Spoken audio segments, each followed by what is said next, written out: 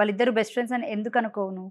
See already in some like culture ఉన్నప్పుడు ముంబై అనగానే ఒక ఇంట్లో ఉంటే కూడా తప్పు పట్టాల్సిన అవసరం కూడా ఉండదు. సో అది మోసమని ఎలా అనుకుంటావు నువ్వైనా? మోసమే కదా! మరి ఫ్రెండ్స్ ఇప్పుడు ఒక్కసారి, 2 సార్లు కలిస్తే వేరు. 10 సార్లు రోజుకొకసారి ఇక్కడి నుంచి ముంబై, ముంబై నుంచి హైదరాబాద్ కూడా ఎళ్ళేసి వచ్చినయి ఉన్నాయి. అతను చేసిందైతే మోసమైతే ఉంది. మోసం లేకుండా మొత్తం తప్పు నాదే అనైతే నేను అనను. హ్మ్. తనది కూడా తప్పుంది. బట్ నేను కేస్ పెట్టకుండా ఉండాల్సింది. హ్మ్. ఆ కేస్ పెట్టగల కారణాలు గూడా ఉన్నాయి. మరి దానికి నేను కేస్ ఆ వెనక్కి రిపోర్టర్ మీద తీసుకుని ఎందుకు చర్యలు తీసుకోలేకపోతున్నావు? అమ్మాయి ఖచ్చితంగా మీద? తీసుకుంటున్నాం. ఖచ్చితంగా తీసుకుంటున్నాం. ఎందుకంటే ఆ రిపోర్టర్ నా దగ్గర 40,000 మనీ గూడా తీసుకుంది. హ్మ్. ఆహ్, థంబ్‌నెయిల్స్ అప్పుడు నాకు తెలీదు.